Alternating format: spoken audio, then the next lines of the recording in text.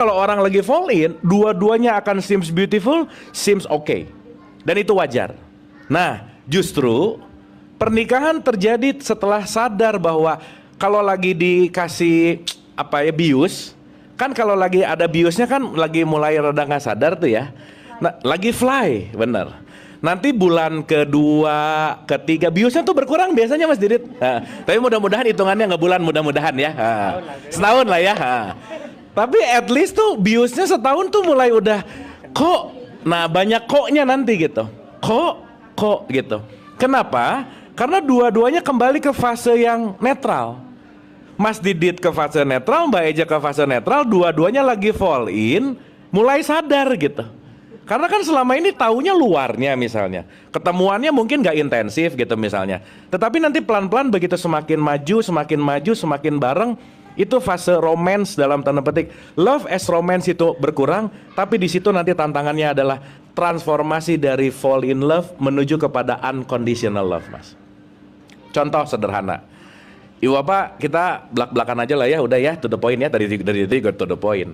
90% orang yang ngomong I love you itu bullshit, udah gitu aja Mas ya. Udah, to the point aja. 90%. Kenapa? Karena begitu orang ngomong I love you, itu rata-rata bukan I love you, tetapi aku mencintai kategoriku yang aku sukai, kebetulan ada di kamu. Jadi begitu ngomong I love you, kamu tuh cantik, mancung, putih, seksi, pokoknya kategorinya oke. Aku menyukai kategori dan ada di kamu, gitu. Maka ngomong I love you itu rata-rata yang jadi subjek utama keinginan kita, gitu. Makanya maaf ya, begitu nanti pasangan agak-agak berubah dari kategori kita, yang dulunya ngomong I love you, sekarang kurang I love you-nya, gitu kira-kira. Kenapa kok kamu berubah, gitu? Yang asalnya begini, begitu, asalnya berubah lagi, akhirnya apa? Kategorinya tetap, tetapi yang kita lihat tidak sesuai dengan ekspektasi, gitu kira-kira. Nah, teman-teman Ibu dan Bapak, wabil khusus Mas Didit, tantangan terbesar dari pernikahan adalah melepaskan fall in love tadi untuk benar-benar menuju kepada unconditional love. Aduh, ini emang agak lebay bahasanya sih ya. Mencintai tanpa syarat. Wah, gitu. Iya, tuh yang udah 20-30 tahun juga masih, wih, gitu berarti belum sih kayaknya ya.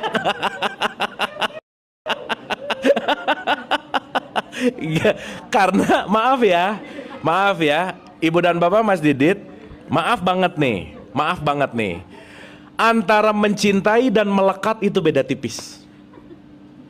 Antara mencintai dan menggenggam itu beda tipis. Antara true love dan unconditional love atau true love dan melekat itu beda tipis. Maaf nih. Kalau mindset kita mencintai adalah semakin mengatur, itu namanya bukan cinta. Kalau mindset kita mencintai tapi cemburu, mindset kita mencintai tetapi kita pokoknya kamu harus ngikutin maunya aku. Kalau indikator itu masih ada, itu namanya bukan cinta tapi namanya dagang, gitu ya kira-kira. Karena itu namanya bukan mencintai, itu namanya adalah transaksi.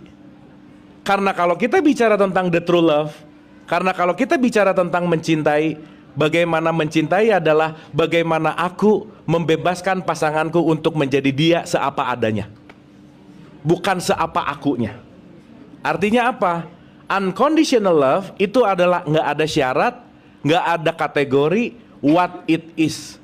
Jadi maaf ya, kalau misal you have to make me happy, kamu harus membuat aku bahagia, itu namanya attachment.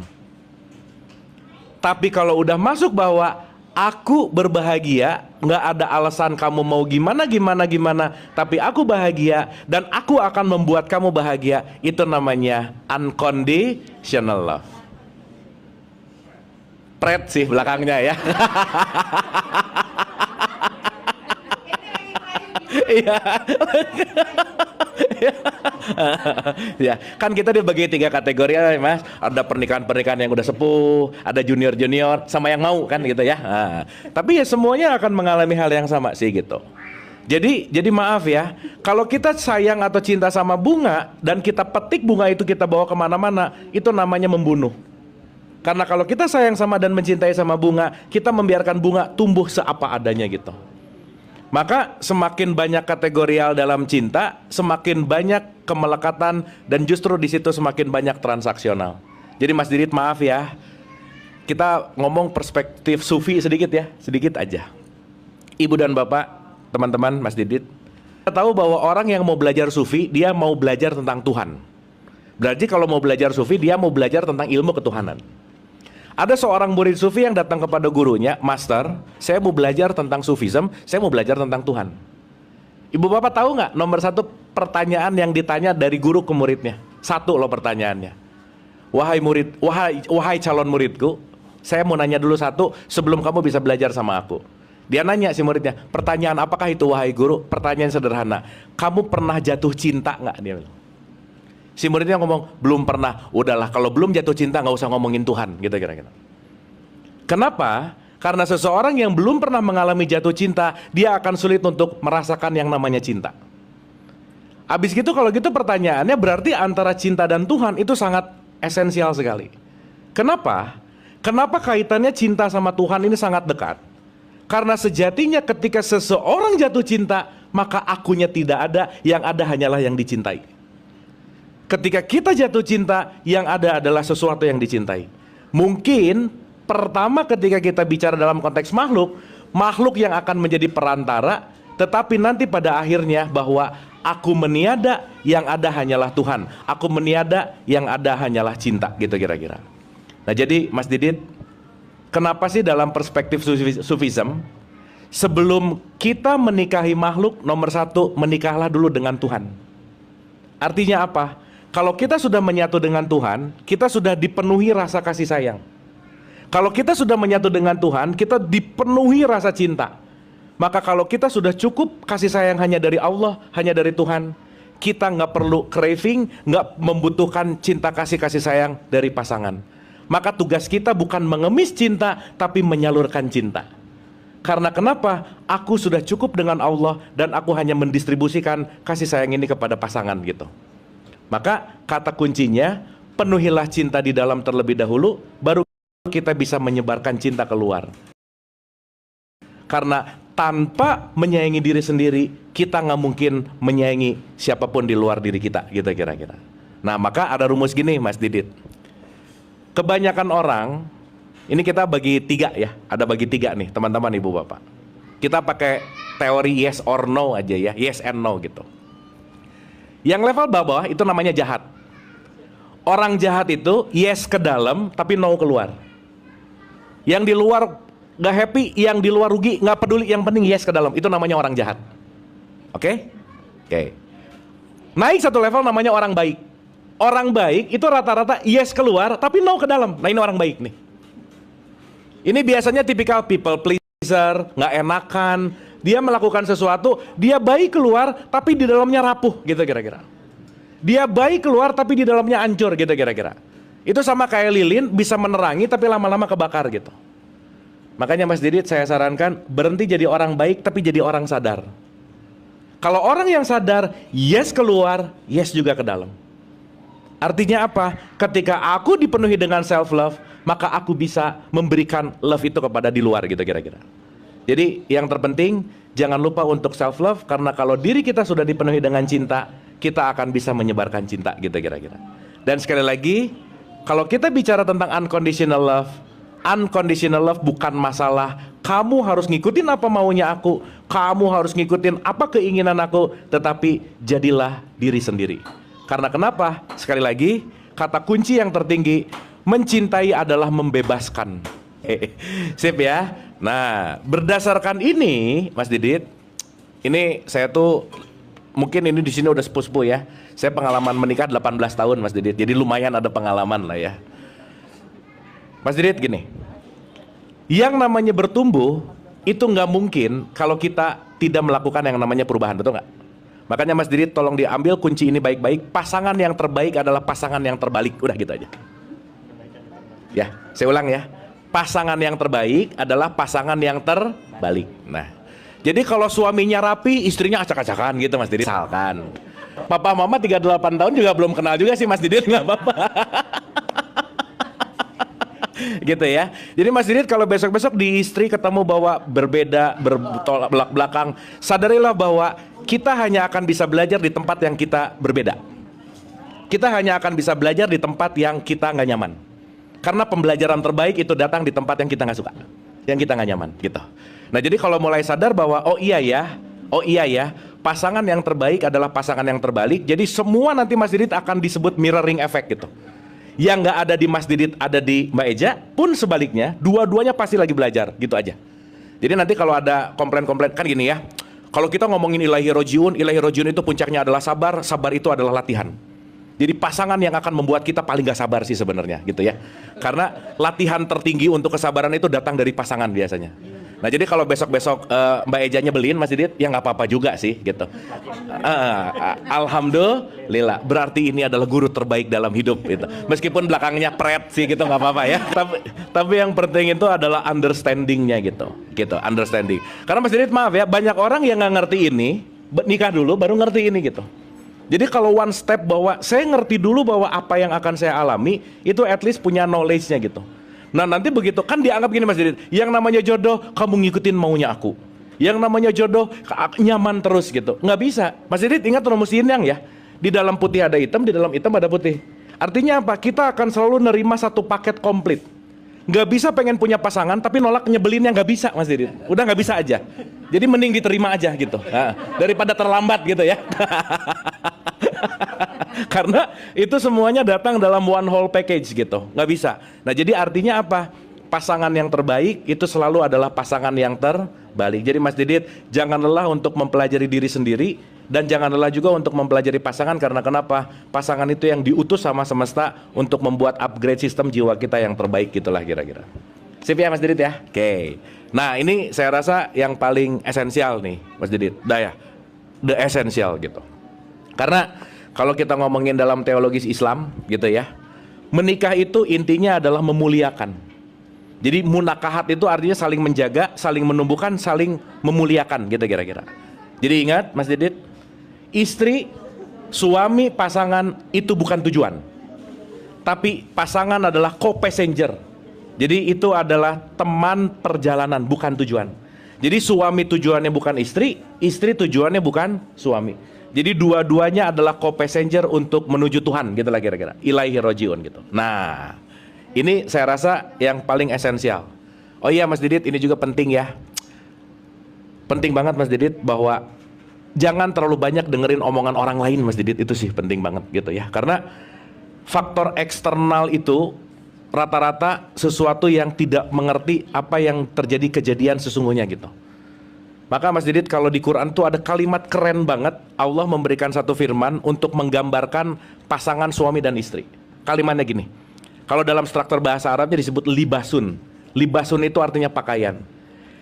Istri pakaian untuk suaminya, suami pakaian untuk istri. Itu keren banget statementnya. Artinya kalau pakaian saling melindungi, jadi kalau ada apa-apa tidak keluar tetapi ke dalam gitu.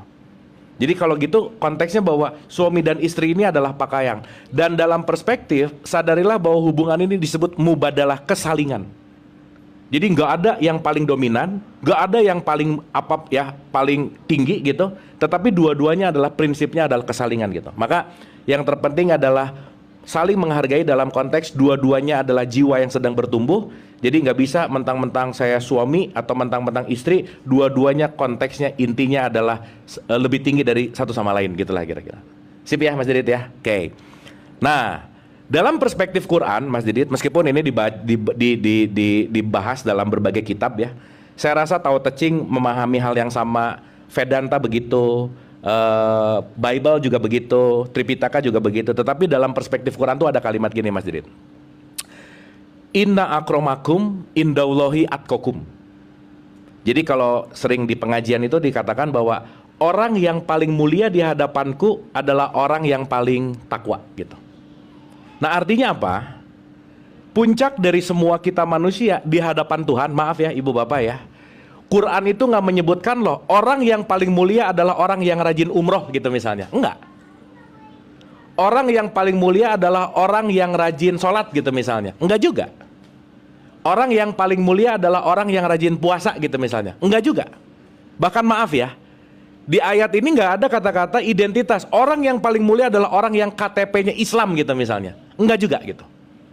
Maka value dalam konteks kemuliaan di hadapan Tuhan ternyata tidak melibatkan identitas, tidak melibatkan keturunan, tidak melibatkan background apapun, tetapi konteksnya adalah kualitas jiwanya, gitu kira-kira. Maka Quran mengajak kita untuk menumbuhkan kualitas jiwa. Jiwa yang berkualitas itu namanya takwa, gitu kira-kira. Gitu ya Mas Didit ya. Oke. Maka contoh sederhana. Kenapa di Quran itu ada hai orang beriman dan ada hai orang beriman dan ada manusia yang disebut dengan yang namanya takwa gitu. Maka konteksnya adalah pernikahan perlu keimanan. Keimanan itu artinya adalah pengetahuan dan kesadaran untuk menuju kepada jalur yang namanya takwa gitu kira-kira. Nah, sekarang yang jadi bekal paling penting Mas Didit, dari semua yang kita ceritain, bekalnya ujungnya cuman balik lagi ke 3 ini aja. Kalau Mas Didit pasti udah bosan banget dengar saya ngomong ini, tapi mungkin kita melihat ini dari perspektif yang lebih luas gitu. Oke. Ibu bapak maaf ya, maaf banget. Terkadang orang tua mendidik anak penuh dengan religiusitas, di mana religiusitas itu datang dari ketakutan yang diwariskan gitu. Di mana mungkin dengan terlampau dan terlalu semangat ngasih wejangan akan sesuatu hal yang hubungannya sama religius, itu justru bisa membuat anak menjadi trauma gitu misalnya. Sehingga boleh jadi apa yang disampaikan kepada anak tanpa sebuah yang namanya kesadaran.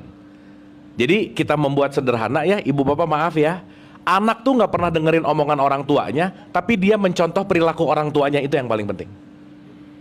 Makanya wejangan itu nggak merubah apa-apa.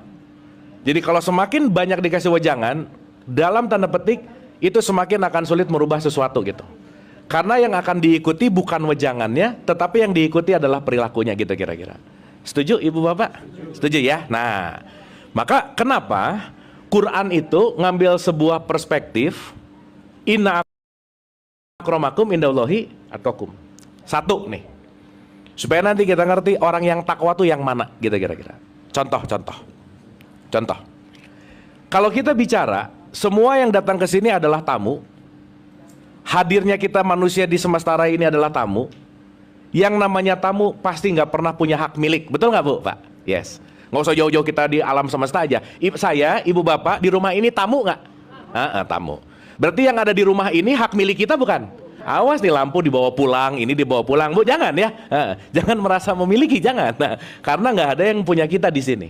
Nah, begitu juga hidup. Yang namanya kita di sini sebagai tamu, kalau kita hidup di sini sebagai hanya mampir, tidak ada hak milik. Itulah kenapa agak aneh kalau orang setiap hari ngomong aku kehilangan. Kehilangan apa orang nggak pernah memiliki? Betul nggak Bu, Pak? Yes. Artinya pernikahan pun bukan hubungan saling memiliki, tapi justru hubungan saling melepaskan. Hubungan saling tidak memiliki, tapi hubungan saling menumbuhkan. Maka tidak ada yang milik kita, termasuk pasangan dan anak, semuanya adalah fasilitas untuk belajar gitu kira-kira. Tapi habis ini ibu-ibu jangan menyedekahkan suaminya, jangan, bukan gitu ya poinnya, bukan itu, bukan. Tetapi hati-hati terhadap hubungan kemelekatan, karena tidak ada yang punya kita. Wabil khusus nanti kalau punya anak misalnya, anak tidak lahir dari ibunya, tapi anak lahir melalui ibunya. Nanti kita mengerti bahwa siapapun itu tidak ada hak milik di situ, tetapi semuanya adalah hak untuk bagaimana bertumbuh bersama gitu. Maka semakin menurunkan tingkat kepemilikan, semakin nurunin tingkat cemburu, semakin nurunin tingkat memiliki, semakin akan bertumbuh bersama. Disitulah yang disebut dengan yang namanya unconditional love tadi gitu. Maka nomor 1, orang yang takwa tidak dilihat dari ritualnya, tetapi dilihat dari skill untuk melepaskan kemelekatannya. Maka justru di Quran orang yang takwa nomor 1 itu nggak ada kaitan sama ritual, tapi nomor 1 orang yang takwa adalah orang yang pandai bersedekah baik lapang maupun sempit. Itu nomor 1. Berarti kalau bersedekah lapang sempit, dia mau memberikan lagi dalam kondisi apapun. Berarti dia tidak melekat kepada apapun, maka dia mampu melepaskan kemelekatan. Jadi Mas Didit, to be simple, saya ulang-ulang, jangan bosan. Siapa orang takwa nomor 1? Orang yang enggak pelit, udah gitu aja. Setuju Bu, Pak? Ibu bapak yang belum punya menantu, nanti kalau mau punya menantu, nomor 1 syaratnya jangan pelit, udah gitu aja ibu bapak ya. Nanti ibu bapak punya menantu pelit, pusing, udah pasti gitulah kira-kira. Karena kalau yang udah nggak apa-apa sih ya, udah juga. Kalau yang udah dilatih gitu. Karena mohon maaf ya ibu bapak ya, pelit itu bukan bawaan kita. Pelit itu dilatih. Sama kayak marah ibu bapak. Jadi kalau kita ngomong, aku tuh orangnya pemarah, enggak, tiap hari latihan marah, gitu kira-kira. Maka marah dan bahagia adalah keputusan. Ya. Jadi kalau kita tiap hari marah, memang kita mengambil keputusan untuk marah. Tapi jarangnya kalau seringnya kalau marah nggak pernah diputuskan karena itu udah jadi habits gitu kira-kira. Nah jadi kata kunci yang nomor 1 ketakwaan adalah bagaimana kita melepaskan kemelekatan. Dan parameter indikator keluarga yang sakinah dari sebelum nikah dan sesudah nikah semakin dermawan gitu kira-kira. Jangan sampai mendapatkan pasangan yang ngajak makin pelit gitu ya, hati-hati gitu. Karena kalau konteksnya pelit semakin memiliki berarti semakin tidak menuju kepada ketakwaan gitu. Oke, jadi latihan jangan pelit. Nah, kenapa?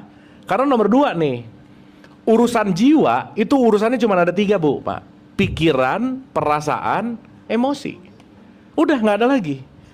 Maka orang takwa nomor 2 adalah orang yang pandai menjaga egonya. Atau nanti mungkin pakai bahasanya sih sabar gitu ya. Sabar itu artinya saya menyadari situasi dengan kesadaran dan pengetahuan gitu. Maka kata kunci yang nomor 2, pernikahan yang sakinah gak mungkin ada kalau di dalamnya tidak ada yang disebut dengan yang namanya kontrol ego. Atau yang disebut dengan yang namanya menahan atau kontrol amarah gitu. Karena nanti, wah Mas Didit ini pasti banyak dipakai aja. Ya, udah pasti aja. Di tengah-tengah apalagi ya. Wow tuh. Akan ada ini, akan ada itu, turbulence gitu ya. Kalau si ego ini nggak dibawa, untuk kontrol ego ini nggak dibawa, ini kita akan banyak olengnya lah gitu kira-kira.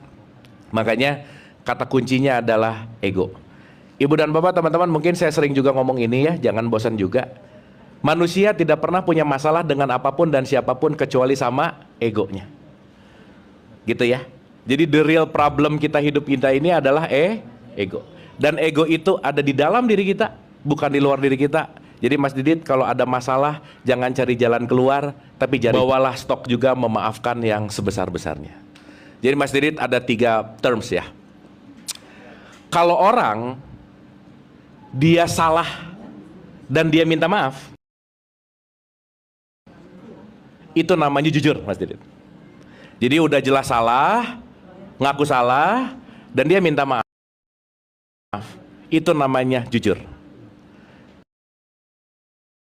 Tapi yang menarik, kalau dia belum tentu salah dan dia minta maaf, itu namanya bijaksana. Nah, dan yang paling menarik lagi, kalau jelas-jelas dia benar dan dia tetap minta maaf, itu namanya suami ya, gitu kira-kira.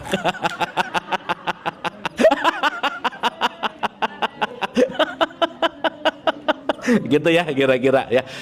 Para suami pasti ngerti ya gitu. Kira-kira ya. Ya udah jelas-jelas nggak salah, ya udah jelas-jelas benar tapi tetap minta maaf, itu memang kodratnya suami aja ya. Udah gitu aja. Jadi diterima aja sih Mas Didit ya. Mau nggak mau, suka nggak suka gitu. Di mana-mana istri paling benar sih ya. Netizen gitu. Tapi poinnya Mas Didit, akan penuh dengan drama yang sangat penuh permaafan di dalam sebuah rumah tangga sih. Karena kata kuncinya sekali lagi good communication udah pasti. Ini juga Mas Didit yang banyak sekarang ya indikator parameter kenapa terjadi nggak sakinah dalam pernikahan, karena terlalu banyak ngasih kode sih Mas Didit. Jadi nggak ngomong. Kenapa nggak ngomong? Karena tidak punya skill untuk melampiaskan perasaannya. Sehingga kenapa sih komunikasi itu penting sekali? Kenapa sih yes keluar dan yes ke dalam itu penting sekali? Karena kalau kebanyakan yes keluar tapi no ke dalam, itu lama-lama menumpuk menjadi emosional yang akan meledak suatu saat nanti gitu. Jadi kalau pengen apa, mending dikomunikasiin, nggak usah nunggu kode-kodean gitu ya kira-kira. Beda nanti Mas Didit ya, kalau istri ngomongnya fine sama fine, itu beda ya. Itu beda banget. Beda banget. Kalau udah kamu nggak apa-apa, fine. Nah ngomongnya fine sih, tapi kalau tekanannya beda, itu berarti ada apa-apa sih sebenarnya gitu ya. Ada maunya gitu kira-kira. Nah jadi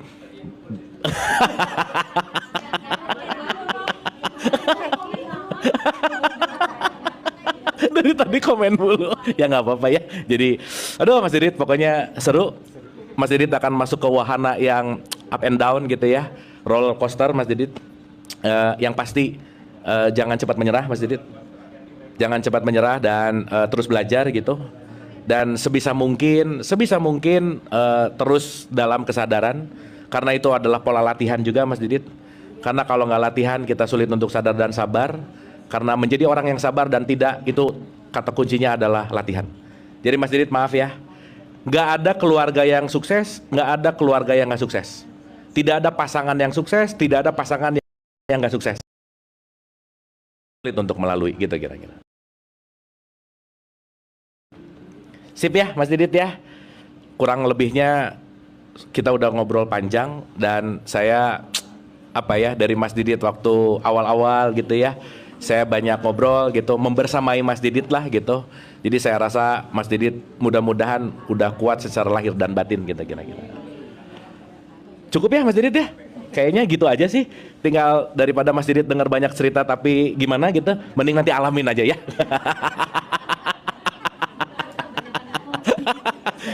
Supaya nggak kaget. Tapi mungkin mudah-mudahan ada sesuatu yang bisa diambil insight-nya Mas Didit. Seenggaknya kalau kita ngelihat dari perspektif apapun, menikah untuk membawa kita menuju kepada kesadaran puncak. Jadi apapun yang terjadi dalam pernikahan, sekali lagi universitas Mas Didit. Maaf ya, banyak orang pengen meningkatkan kesadaran spiritual. Nyari guru spiritual ke Bali lah, ke Himalaya, ke Tibet, kejauhan Mas Didit. Guru spiritual terbaik dalam hidup itu adalah pasangan dan anak. Karena mereka yang akan meningkatkan kesadaran spiritual kita. Mereka yang akan meningkatkan kesadaran kita. Dan kita tahu bahwa rata-rata orang menuju kesadaran, kata kuncinya adalah penderitaan. Maka penderitaan memanggil pulang. Dan rata-rata yang akan membuat kita sangat menderita adalah orang yang kita sayangi. Jadi nggak akan ada yang menyakiti diri kita kecuali orang yang kita cintai. Nggak ada. Yang menyakiti kita bukan musuh kita, tapi justru orang yang kita cintai gitu. Sip ya Mas Didit ya.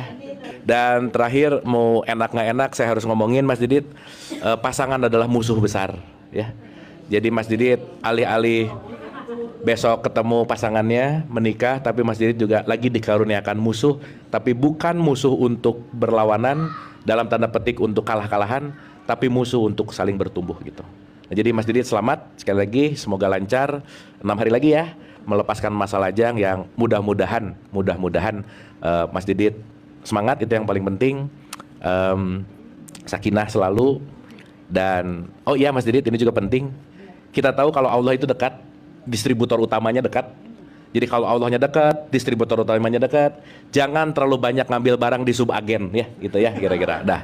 Jadi Mas Didit mending langsung aja gitu, nggak usah lewat subagen, apalagi yang nggak jelas kayak saya gitu ya kira-kira. Nah jadi intinya direct path itu selalu ada.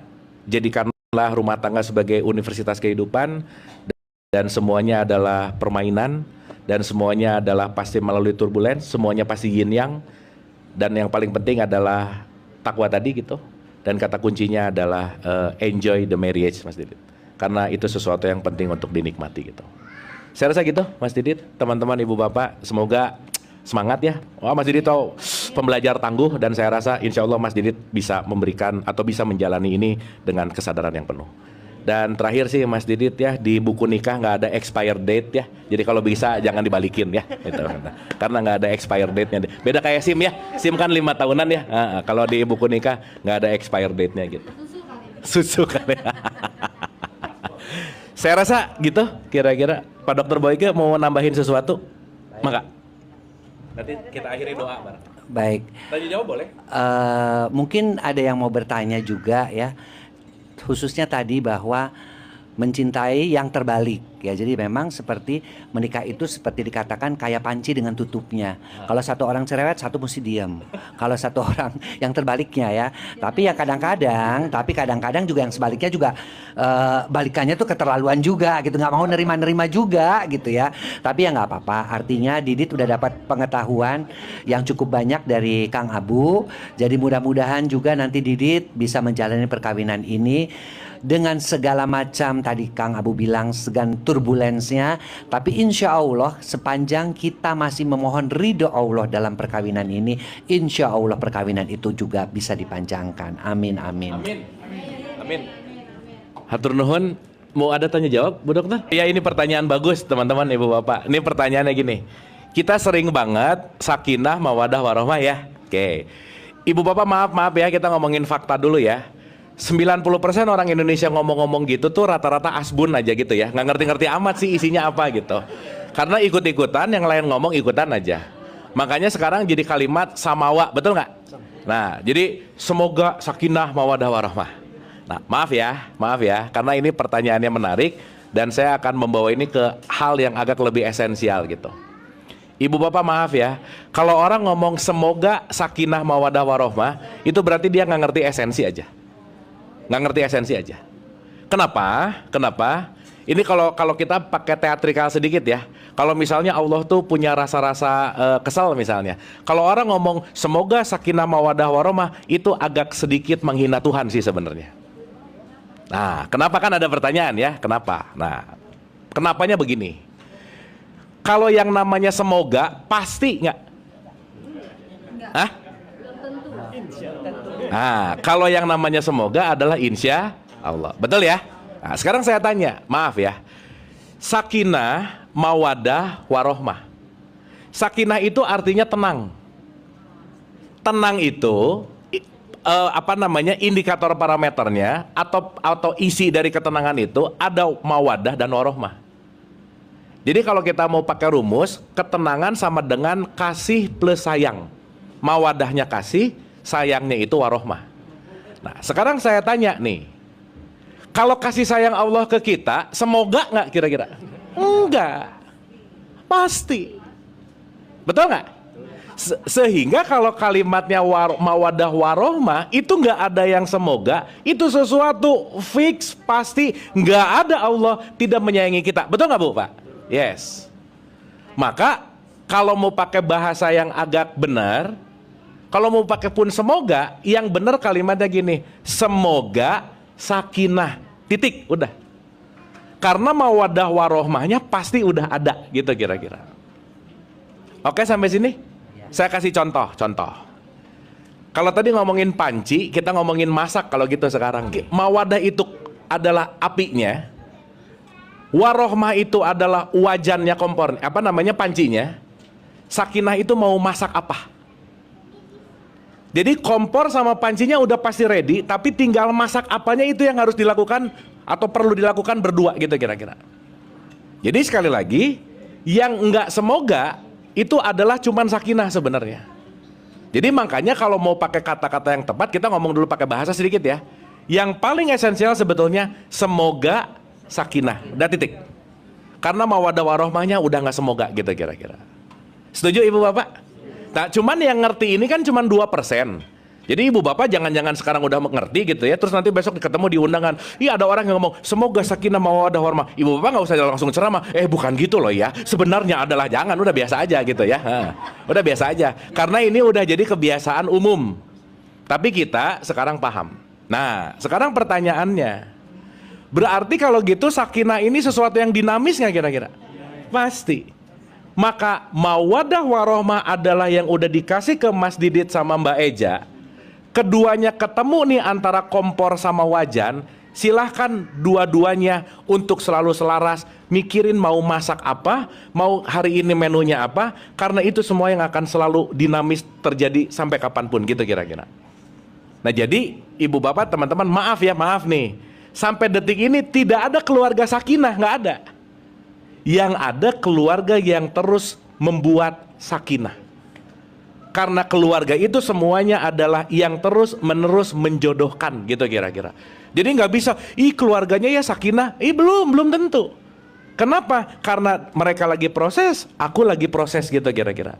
Maka pernikahan ini disebut ongoing proses gitu.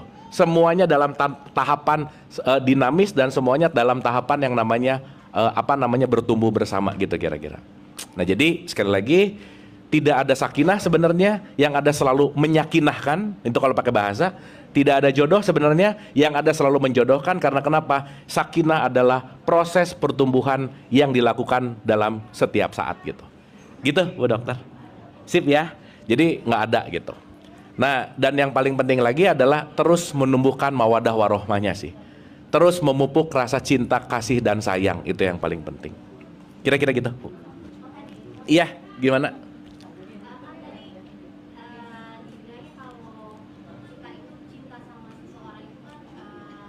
paket gitu ya, ada Nyebelinnya.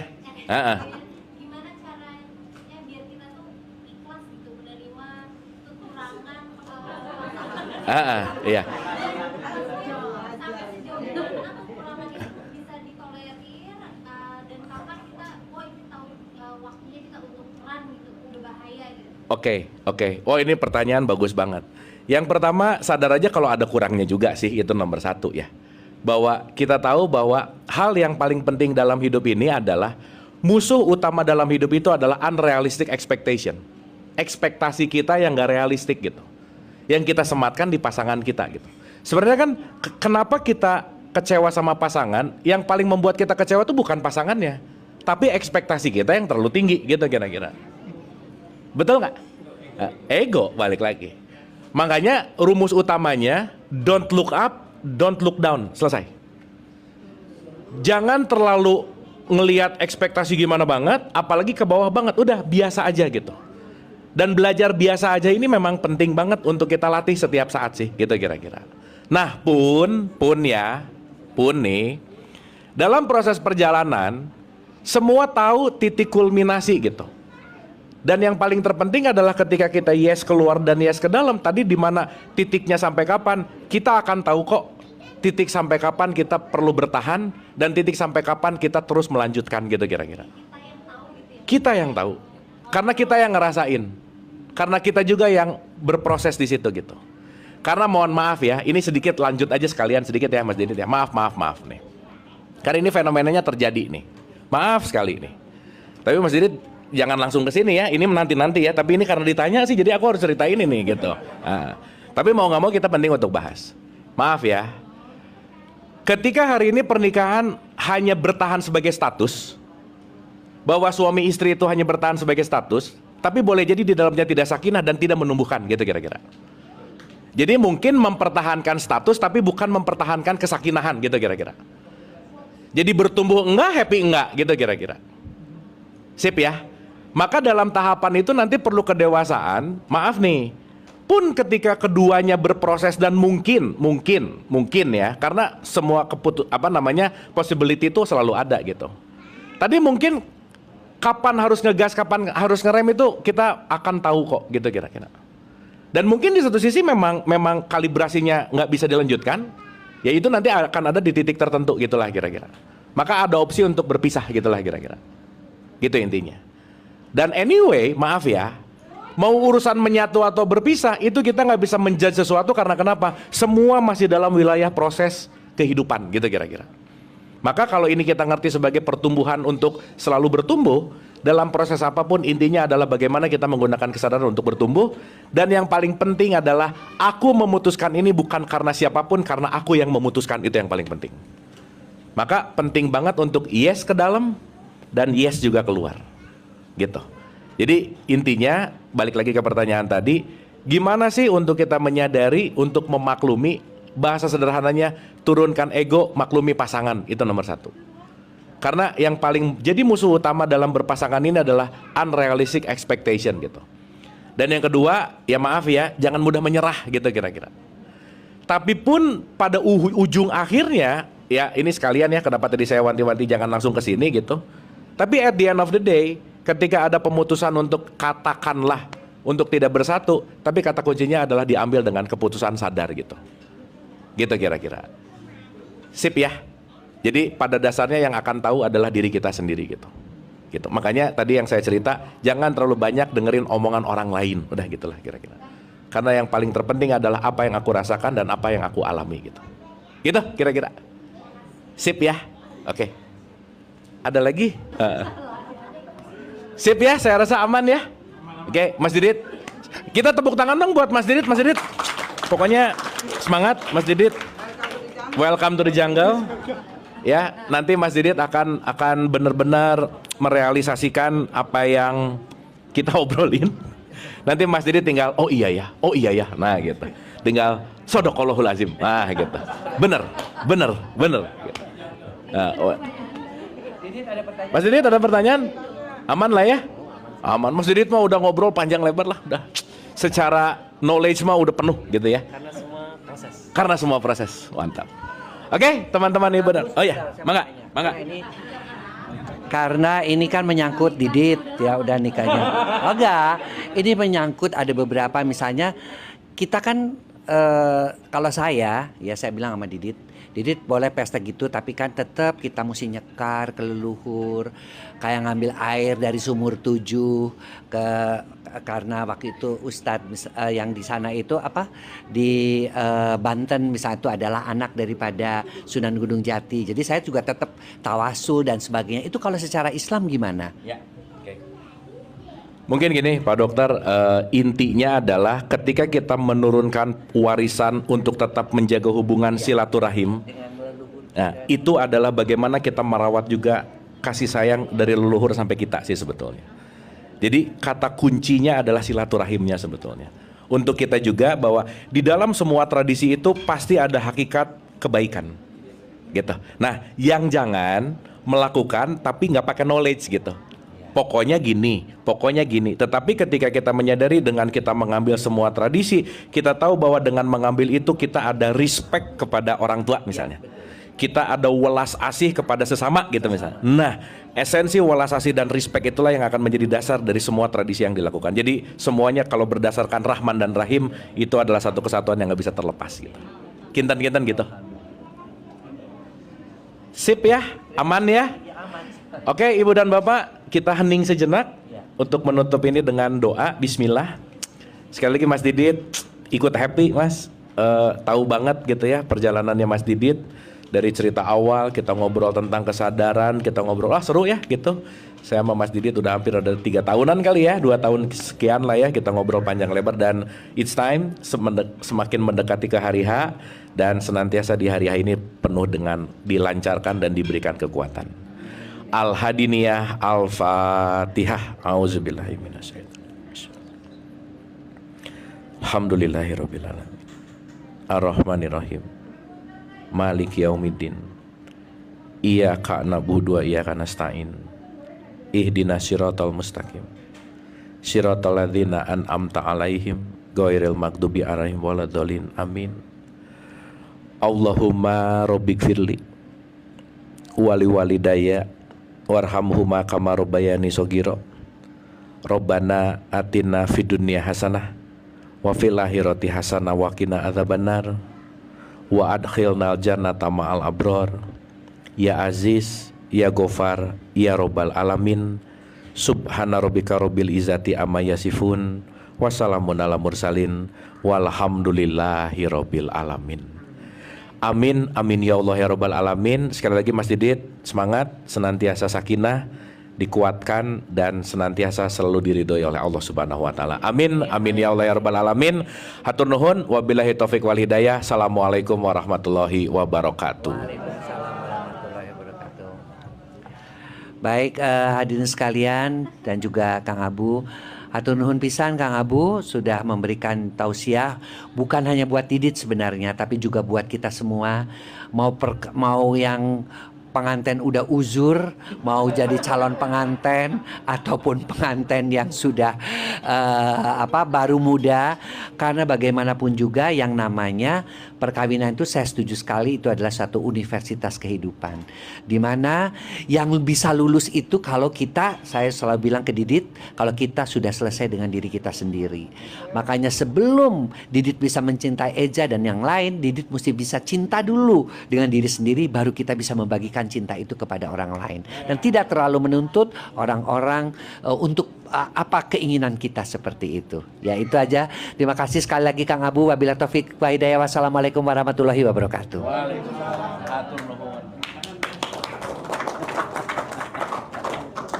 Mas Didit ada something to say nggak? Iya dong.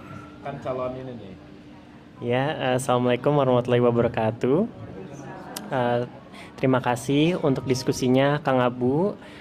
Ini merupakan memang sebuah perjalanan. Pernikahan itu adalah kalau saya lihat sih sebuah perjalanan dan sebuah proses yang dimana kedua pasangan itu akan selalu terus belajar dan juga bertumbuh secara bersama. Jadi tidak ada yang namanya menang atau kalah, tetapi di sini bagaimana kita bisa belajar bekerja sama untuk mencapai sebuah tujuan untuk bersama gitu. Jadi kalau melihat dari pernikahan ya, atau situasi-situasi yang memiliki korelasi tentang pernikahan, sebenarnya itu kalau saya lihat tidak perlu ditakuti, tapi dijalani dan dinikmati prosesnya sih. Karena yang waktu itu Kang Abu selalu pernah bilang, apapun itu yang terbalik kan itu gurunya lagi datang. Berarti itu mungkin saya lagi diuji itu, berarti di depan guru, berarti ya udah hajar aja, lakukan yang apa terbaik sih. Paling itu sih yang selama ini saya dapatkan dari Kang Abu, bahwa ya tidak perlu ditakuti karena Allah itu pasti tahu apa yang kita butuhkan, dan itu pasti terkadang justru yang kita tidak pikirkan itu akan langsung diberikan oleh Allah. Jadi disitulah apa tantangannya sih kalau saya lihat. Makanya kalau mau ikhlas dikasih orang nyebelin. Nah, Itu iya. realita. Mungkin benar Yang penting kesadaran. Ya, ada space juga dong. Asik. Space apa ya? Tadi dokter Boyke udah curhat. Enggak, kalau saya sih memang benar, tadi juga Kang Abu semuanya udah sampaikan ya, bahwa kalau dalam perkawinan tuh nggak boleh ada kata saling mengerti. Lo ngerti dulu baru gua ngerti. Nah, itu kan biasanya gitu tuh. Tapi kalau kita pengen pasangan kita happy, yang penting saya tuh pengen bikin Bapak Boyke anak-anak happy. Titik. Nggak ada koma. Kalau koma tuh dia juga harus melakukan hal yang sama. Nah, itu akan kecewa. Tapi kalau kita bilang saya pengen bikin suami, anak-anak happy, ya udah itu aja. Dia nggak melakukan hal yang sama, ya nggak apa-apa juga. Orang yang ada di bawah kendali kita adalah diri kita kok. Kalau orang lain kan nggak ada di bawah kendali kita. Jadi kalau kita berharap, siap-siap kecewa, ya kan? Makanya bukan bilang oh, kalau gitu orang nggak boleh berharap. Nggak juga. Silahkan berharap, tapi silahkan juga kalau kecewa siap-siap gitu loh. Jangan ngomel nantinya. Itu aja sih kali ya. Dan yang penting juga harus menerima pasangan apa adanya, bukan seperti apa yang kita mau. Kalau seperti apa yang kita mau ya kecewa lagi.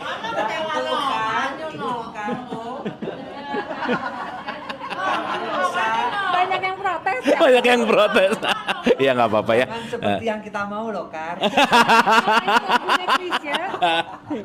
Makanya lagunya Krisya kan ada tuh seperti seperti yang ku mau. Aku langsung bilang sama dia tuh, bohong tuh, pret aja nggak mungkin, aku bilang. Karena nggak bisa merubah orang. Iya. Pokoknya nggak bisa dirubah yang lain di luar selain diri kita. Oh, oke. Luar biasa. Oke, hatur nuhun, kita tepuk tangan lagi buat semua. Sekali lagi Mas Didit, sukses dan lancar. Terima kasih. Guys, thank you ya. Sampai ketemu ya. Bye-bye.